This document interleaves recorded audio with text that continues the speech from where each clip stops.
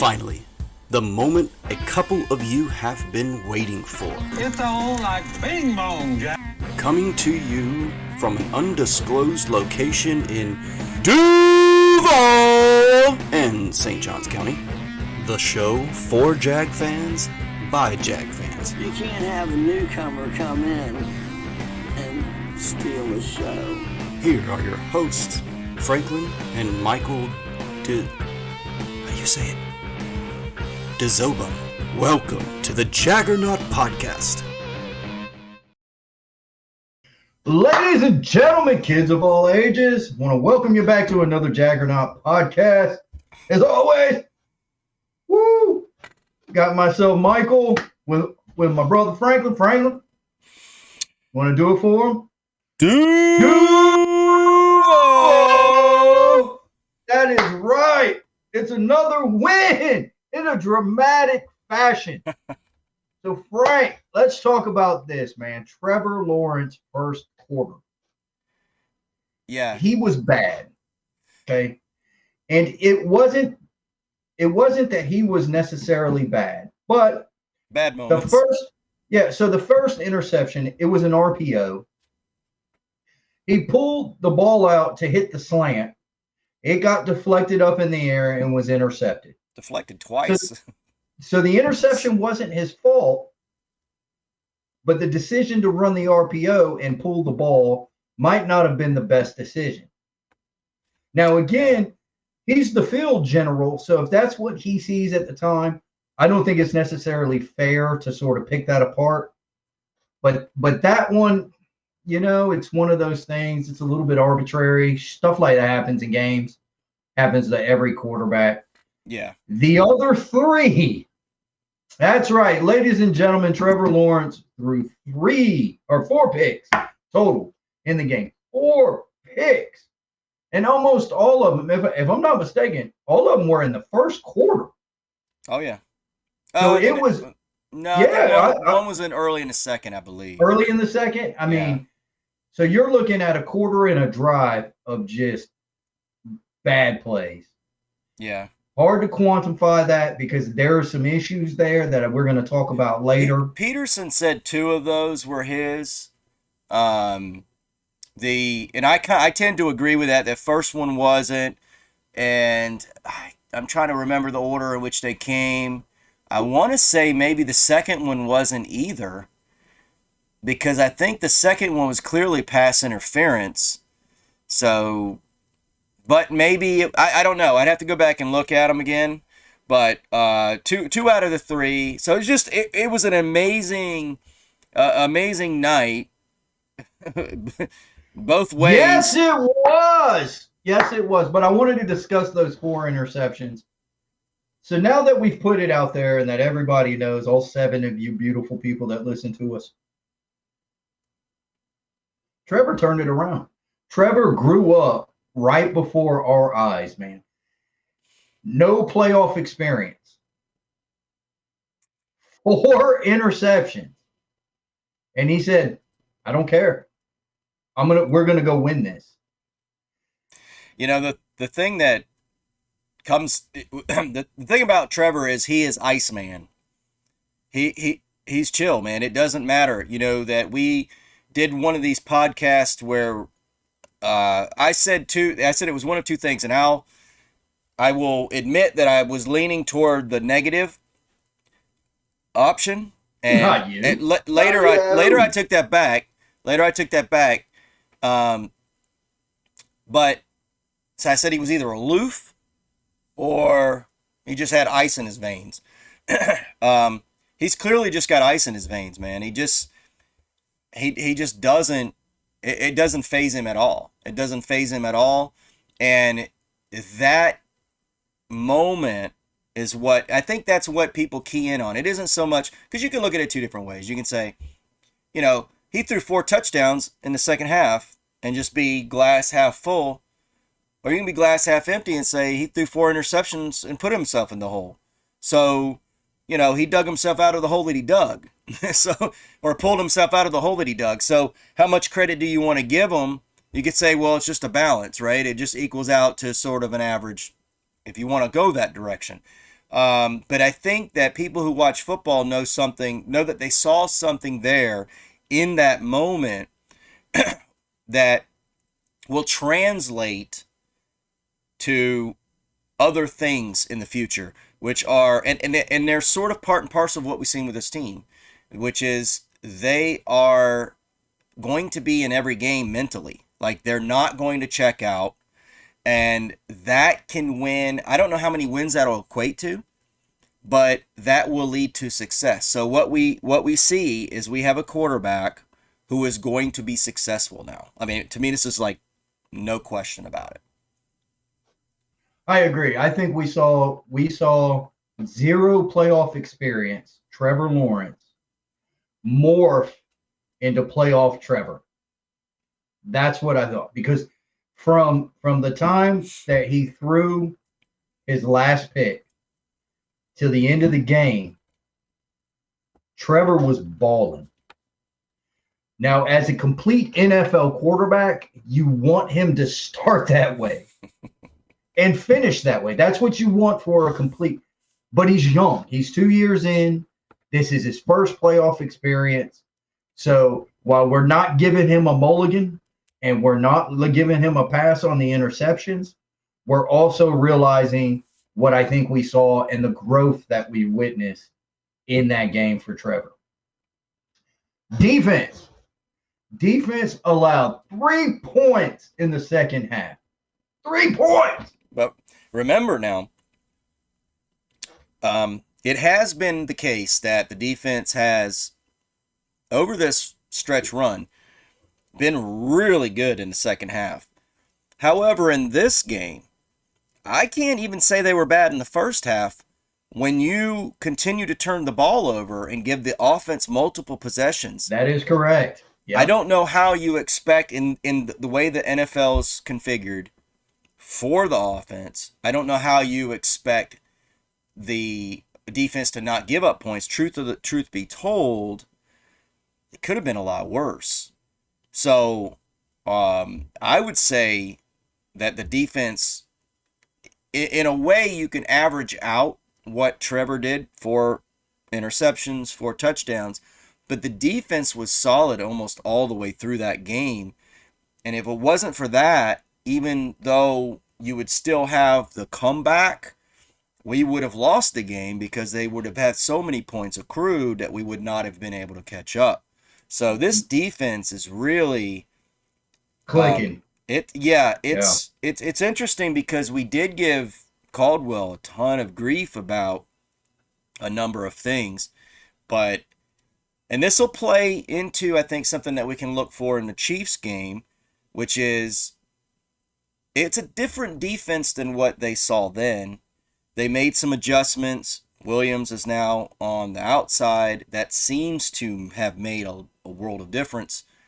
And this is a defense that I think will handle that situation better. They're gelling. Maybe it's the system, maybe the fact that, it just takes some time to everybody to get on the same page. Maybe that's what's going on. We're relying on some rookies, Walker and Lloyd and sometimes Muma. So, I don't know exactly that you can put your finger on it, but whatever it is, it's good. I agree. Special teams, 34-yard kick with 3 seconds remaining. We did not take a lead in this game until the clock read 0-0-0. But at the end of that, we had the lead, which means we won. Hell of a victory, Jacksonville. Woo! It's crazy, too, because Doug Peterson's kind of like Iceman, too. So the pairing of these two is like, oh, my gosh. Again, man. He says he's never too high and never too low.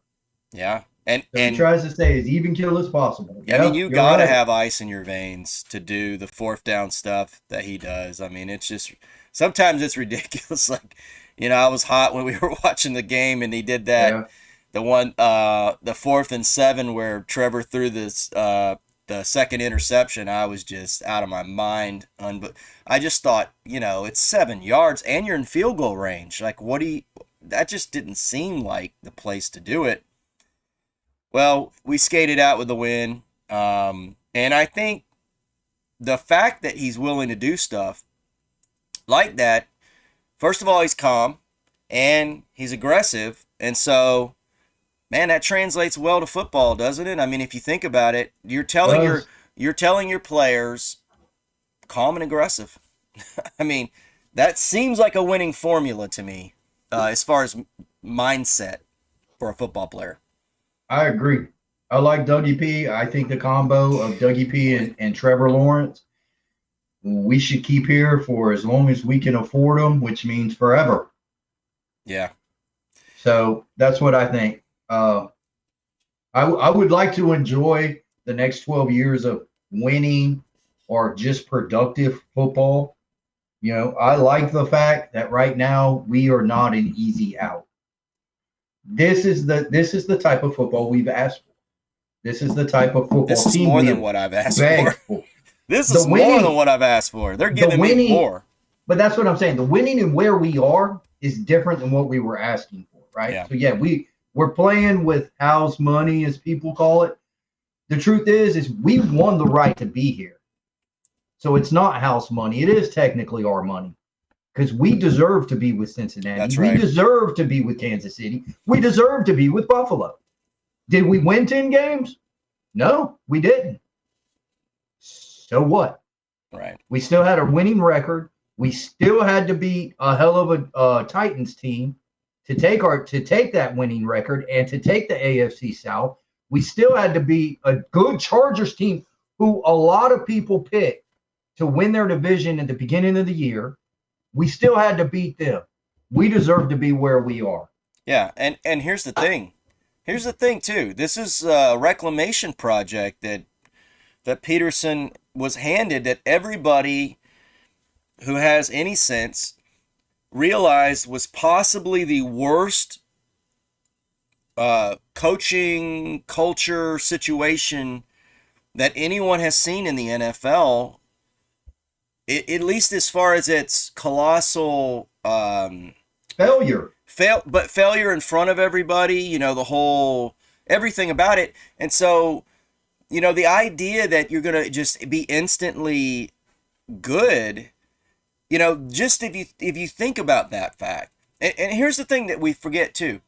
If we go back and look at the schedule, we would have said going into this that we would have had to have built up wins early on because that last half of the schedule was so brutal. And I haven't heard a lot of people talk about that again because it's been so, Cinderella-ish. It's just been so I guess that's part and parcel with that. It isn't just the wins, People have compared this to the 96 Jags, but the 96 Jags they fell a little lucky as far as the schedule was concerned. And they sort of played teams that were not that great.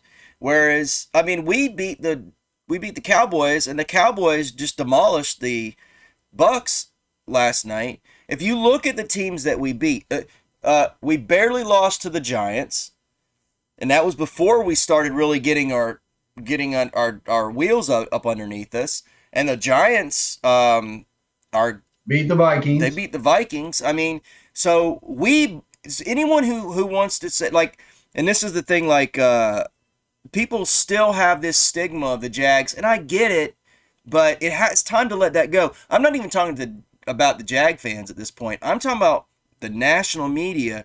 I think I posted the meme that I don't know, the NFL memes Twitter put that picture of 4 soldiers, and one of them's dressed as a clown.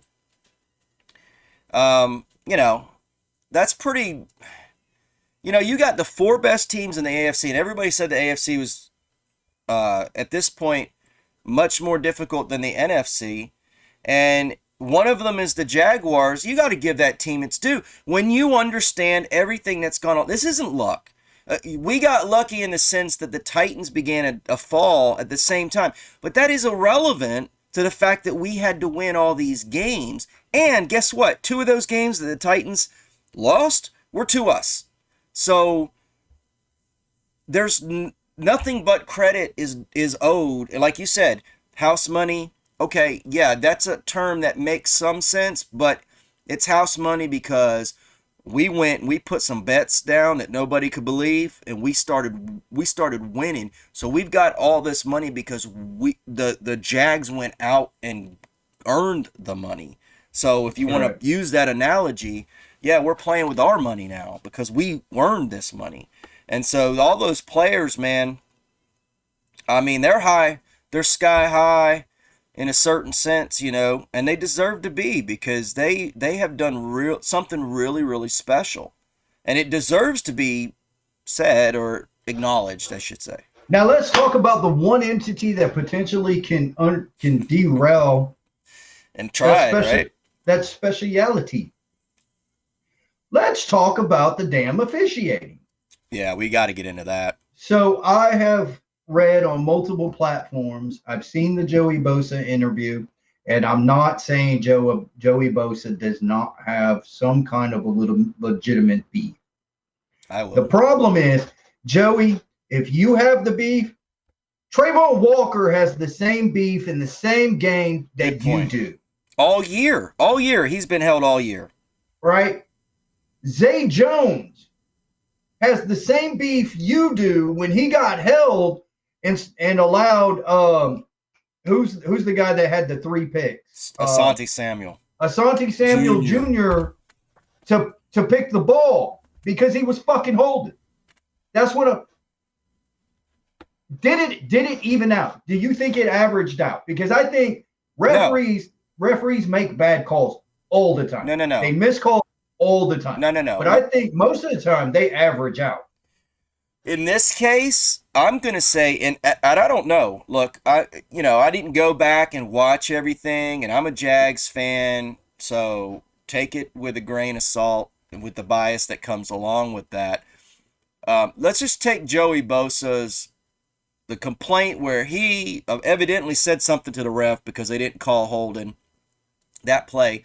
And then the ref got in his face, which, you could ask the question. If there's anything that maybe you could say was against the Chargers, it's the fact that the ref went and initiated the continued conversation and then threw the flag, okay? That you could say you could give some, but anyway, I'm going to defend Jawan Taylor on that play, by the way. I don't think that's an egregious holding. That wasn't holding. That wasn't holding. Okay, so here's the thing. If they called holding, I would look at it and go, I guess. But it's one of those things that, first of all, I want to see if in holding, and I feel like I'm unbiased. Like when we watch games, I say, boy, we got away with one there. It's like, I don't think I'm unreasonable. When you spin, so Joey goes outside and then he spins inside. If you're inside the shoulders of the defender and you're supposed to be, you're trying to get around, he's in between you and the quarterback. This wasn't a scenario where he doesn't have the angle and he still has his arms around you. That's holding. When you have the angle of pursuit and the guy's still holding you, still grabbing you, that's holding. Okay? There's always some holding on these plays. Always. It has to be the type of holding that your arms are in. You're basically doing this sort of stuff here. If it comes around and you're doing that and you're pulling people back, that's what they call. That wasn't this case. He spun into him and he's right here still and Trevor's over there. The idea that he's being a baby about that call is unbelievable. And I think they got him too on a neutral zone infraction before. Now, maybe he was still upset about that. I don't know. Was it a bad? People say he was. Like he was. He clearly was. So I mean, that happens. And I think the frustration was that he was upset that they weren't calling Jawan Taylor all night for his apparent false starts. Guess what? They haven't been doing that at all year. Evidently, Jawan Taylor, what do you call that? The phrase is escaping my mind, but A get off? no. Yeah, Gets but up fired? yeah, I don't know. A hack. He's got a hack because he somehow knows when that ball is going, and he will move not at the same time, a split second before that ball is hiked. He does it so often, and the refs know this. So in the same way we complain about Walker getting held all the time, evidently they're fine with it. I don't know why, but with Jawan, they're like, that's not false start. He's going. Look, we also are in a league where, and we've seen this, guys, 0-0s on the play clock, and then they hike the ball, and they let it go. It has to be 0-0 for almost a full second before they'll actually call delay now. That's how bad it is that they're not getting play. When you get a delay of game or you have to call timeout to avoid it, it's because, they're actually giving a little bit of grace on that. And so, in my opinion, they're giving a little bit of grace with Jawan Taylor. Been doing it all year. He's got a hack. He knows exactly when to jump or when to pull back. It's a split second right before the ball is hiked. I don't know how he knows it, but he does it, and they say, that's fine. So, Joey Bosa, what this tells me is he didn't scout Jawan Taylor.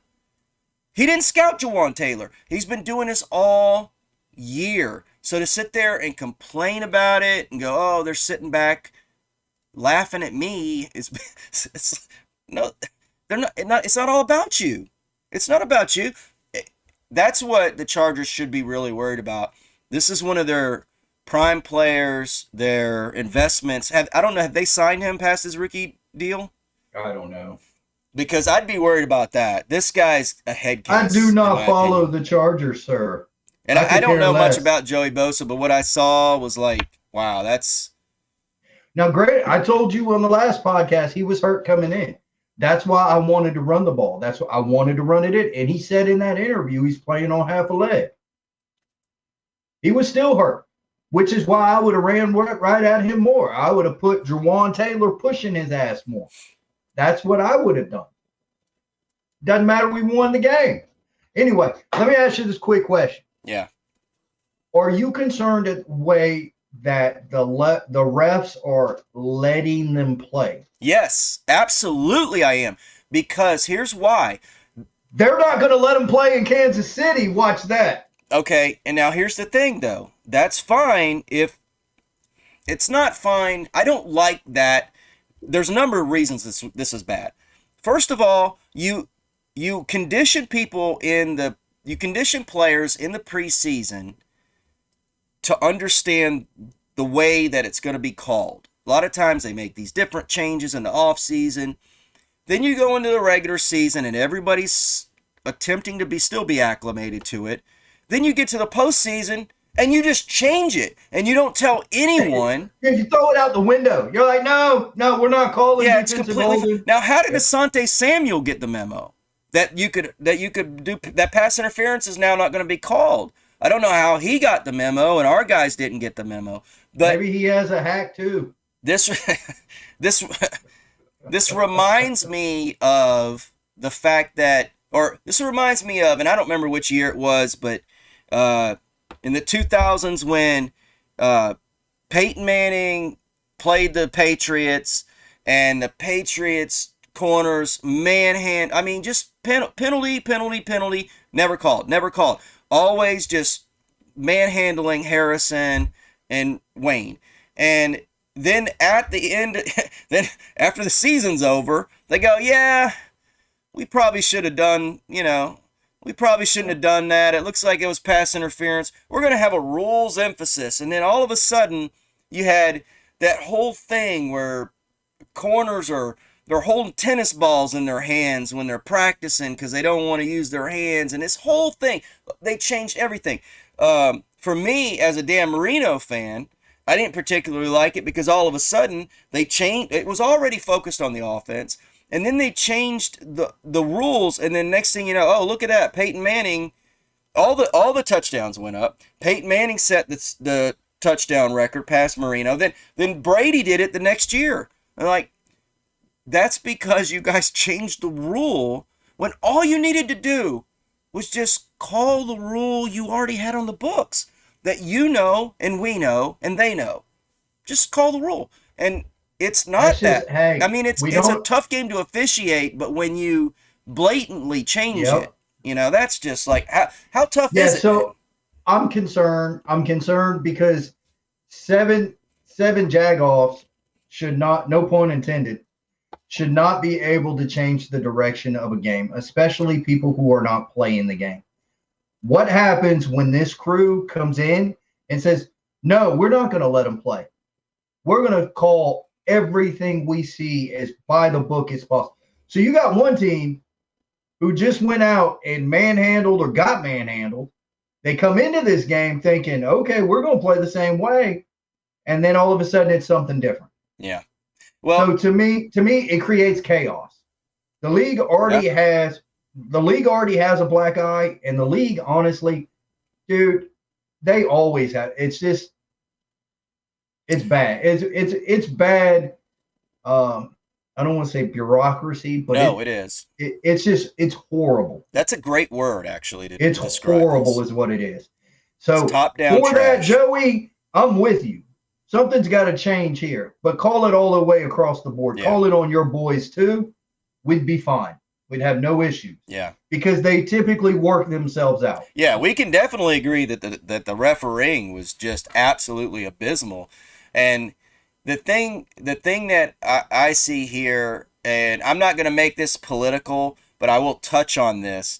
There's a lot of virtue signaling going on from the heads of the bureaucracy, as you said. And it's like, look, we don't care about that. Like, we don't care about women refs. I'm fine with women refs. That's fine. I don't want virtue signaling. I don't want somebody. The guy that I understand is in charge of the refs is Troy Vincent. This guy is a complete joke. This guy is one of these people who care about diversity and inclusion and equity and all this trash, and I care about the game. Can we get people in charge of the game that care about the game? Please, that would be great. If you could have somebody who's that's their focus instead of, I don't know what this. Now, in fairness, this is a pattern. Like, this is like a yearly thing. We've sort of noticed that they do let them play, right? This is what is said. And I'm kind of for that. I kind of understand that. You don't want the refs to get in the way of the players. But when you do it this way, you're actually incentivizing the refs to get in the way of the players. So you have to have you have to still have these rules in place. They don't know what the hell to do with the quarterbacks. I mean, my gosh, one quarterback can get clobbered and one can get tapped on the head, and one is completely fine, the other's a 15-yard penalty. So it's the idea that people who are professional can't figure out. Now, I'm talking about, I think we're all being reasonable here too. We're not saying mistakes don't happen and it's not a hard game and there's going to be this gray area. We're talking about stuff that just is, when you make the gray area like enormous, but then it comes in and out, and sometimes it's in the gray area, sometimes it's not. No, you have a problem. All right, we're going to end the discussion there, man, because we need to move on to the Kansas City Chiefs. What do you think, Frank? Well, I'd mentioned the fact that the Chiefs, that the defense has changed. This is a different team than what we saw. I think the fact that the Jaguars, they're loose. In a way, they do feel like they're playing with house money, but I think the guys think that they can win this game. That ought to be super scary for the Chiefs. The pressure's on the Chiefs. We've played at Arrowhead, so the guys have felt the environment. Now, it'll be ramped up, so I'm not going to say it's going to be the same environment, but I anticipate a really close game. I think we can hang with these guys. Everybody thinks that they're the cream of the crop of the AFC. To go back to that meme, we're the clowns that just sort of snuck in somehow, and these are the guys that belong there. So I think we belong there, and I think we're going to show them we belong there. I agree. You know how I beat Kansas City? I sell out to the pass and I make them run. I rely on four down linemen and one linebacker. Everybody else is somewhere out in coverage. It worries me. I keep Mahomes in that pocket. Yeah. And I make him make a decision, and I try to keep the running backs in there as well. Anything I can do. Yeah. And I'm not sure. If Isaiah Pacheco wants to average 4 yards per carry on me, give it to me. Give it to me. Because that means Mahomes isn't averaging 10 yards per pass play on me. Pick your poison. This team's good enough. Kansas City's good enough to where they can beat you with the tight ends. They can beat you inside, outside. They can beat you deep. They can beat you shallow. They can beat you in the middle. They can beat you with the run. I haven't ever seen that. So I'm going to show it to me, and I'm going to make you go 4 yards at a time. Because what's going to happen is I'm hoping I can't get my onside anymore because I already used that trick. I'm hoping I get 1 or 2 more possessions than you do. Yeah. It'll be interesting to see how Caldwell, I'd be interested to see how the formations line up, like how far off the corners and safeties are going to be. When you have if you're trying to make them run, I kind of anticipate sort of being off the ball a little bit to tell them. I pull my linebackers back more, and then I keep one. I tell one, move 3 more yards deep. One, stay the hell where you are, and the other one, go back to your zone. I think we got to do some misdirection. We got to do a lot of changes, misalignments, not misalignments, but intentional deceptive alignments. You can't make it easy on Mahomes to read the defense pre-snap. I worry that if we move our guys too far back, trying to make them run, that he'll pick us apart with the quick routes, and they'll just eat us up with yak, yards after the catch. That's what worries me a little bit. So I think you got to mix up the coverages. Just throw a lot of different looks is the way. But I think philosophically you're right. Once the ball's snapped, you got to get back. I'm not. Here's the thing, and I know that Mahomes is a great quarterback, but they don't have Hill anymore. So, I mean, I know they could still get deep, but is it a bad strategy to go ahead and sort of just, kind of be close to the receivers early on and just sort of maybe take that option, if they're going to go over top? Because here's the thing that, if you think, if it's Campbell, no. If it's Campbell, I would honestly almost tell Campbell, if somebody lines up on your side, you go anywhere he goes. He goes deep, you go deep. He's my island. Yeah. Right? Does that make sense? Yeah. Everybody else, I work around. Yeah. I try to figure it out. Like I would give Williams maybe some help deep. I would give my linebacker some help on Kelsey. Anything I could do to try to limit their ability to pass is what I do, and I do it at the cost of the run. Because it's death by I want you to run 1,000 times, because hopefully I'm going to hit you. Hopefully I'm going to get the ball there. Hopefully maybe you make a bad throw and my guys are there. Do you know what I'm saying? Yeah. Tip balls. Yeah, I want defensive. Yeah. Yep. That's what I think. I think we make them slow the game down. They don't like to play that way. They like to play at their speed, the way they want to do it.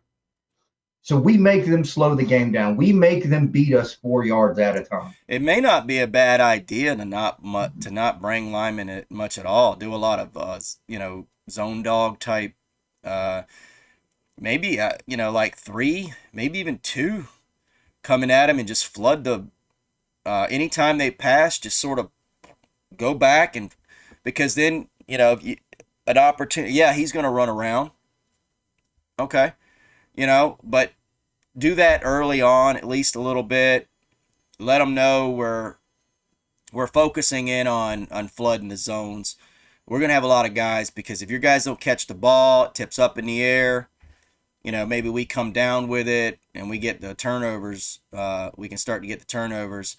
Other reason why I worry about the tight ends. For one, we're not the greatest pass rush team, so the concept of us really getting to Mahomes in time before he gets, I really don't see that happening much anyway because we just don't have the quick twitch, fast speed rushers to get to him. So let's just play into that, okay? Then what we'll do is maybe I wouldn't have my linebackers too far back. Maybe what I will do is bring my safeties up, or maybe back and then bring my linebackers. I'll probably mix it up some, kind of flood the front there, and then have them just sort of drop back. And you just don't know who's going to drop back. Kind of mix it up a lot. So somebody's always coming, but you just don't know who's coming. Just fill the zones up. And the reason why I say that is Gerald Everett was killing us early on in that game. Kelsey is going to murder us if we're allowing these open areas to get penetrated. At least if he gets the ball and we just he's going to get his catches. There's no way to stop that. But at least if maybe you can punish him. He knows somebody's very close to him when he goes to catch the ball. That might also lend to helping the tight end play. Because maybe with them, I'm trying to put myself in Andy Reid's position. I would almost be looking like, okay, I'm going to try to focus on getting the ball on whoever Trey Herndon's guarding. I'm going to get the ball on to Kelsey and whoever that is, and I'm going to use my wide receivers as decoys and stuff like that because I almost think that Williams and Campbell are our strength of the defense. So I wouldn't focus on that. I don't think I need that, and especially early on, maybe later once I start doing the middle of the field, and then I can go, okay, now I'm going to start dropping it over once they change coverages to try to come up. But I'd almost just get the middle of the field, and just I want people right in Mahomes' peripherals all right, Frank, all the time. Tell me what you think. Give me a score and tell me who wins. Man, I usually don't do this. I just don't like to think about it. But if you're gonna make me do it, I'll say I'm gonna say Jags 33, Chiefs 27. I'm gonna go with the boys. 28-21, Jacksonville. And I worry a little bit about Chris Jones, man. I know that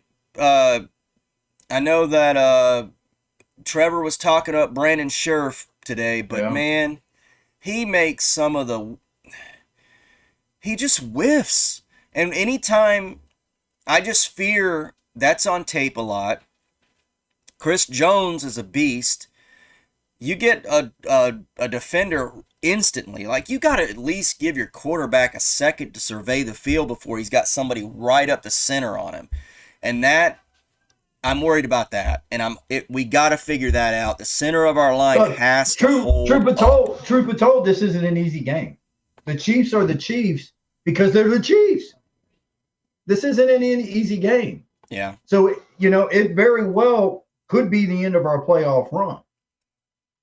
But at the same, Sheriff has to play good. Juwan Taylor has to play good. Trevor Lawrence has to play good. ETN has to play good. If Jacksonville wants to win, they're all going to have to play top notch, and they're going to have to do it for the next 4 weeks. Because I don't see I don't see a difference between Kansas City, Cincinnati, and Buffalo. The remaining 3 teams are good football teams. Yeah. Fail to bring your A game against any of them, and you're going home. We need to focus on getting Evan Ingram involved. He wasn't really involved last time. If they're gonna get Kelsey involved, and Evan Ingram is much like our defense. Evan Ingram is at a different level than when they faced him last. And I think that if we can get a tit for tat kind of with Kelsey and Ingram, I think that's going to tell the tale of how this game's going to go. Like if Ingram is in the same ballpark as Kelsey, that means we're moving the ball and they're moving the ball, and then it comes down to turnovers. I'm not super scared of their defense per se. It's just the fear of the amount of points and pressure that the offense can put on our defense. Yep. That typically puts the pressure on our offense. So, and I will be interested to see what Peterson is going to do. This is a chess match. Peterson obviously knows Reed. Reed knows Peterson. So it's interesting to what happens in that. Do you outmaneuver yourself? Because it's like, well, he knows I'm going to do this. And then you go, well, he knows I know that I'm going to do, and it's like, how's that work in game plan? It's interesting. We don't know, but boy, is it going to be a fun hell of a time to watch. Yeah. 4:30 Saturday, Kansas City. This is what you want. Right. This is playoff football. It's win or go home. Let's go Jags. Let's get it, man. That's right.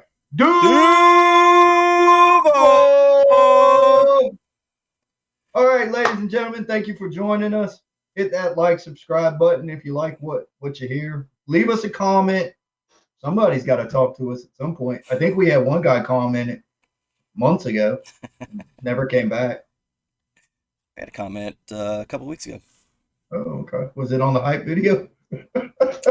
Yeah, it was. That's right. Yeah, it's hype video. Yeah. Yeah, we didn't have a lot of views last time on the on the I guess podcast. we got to do more hype videos. I don't know. Yeah, I think that's what it is. All right, we don't want to hear y'all All talk. right, yeah, bye guys.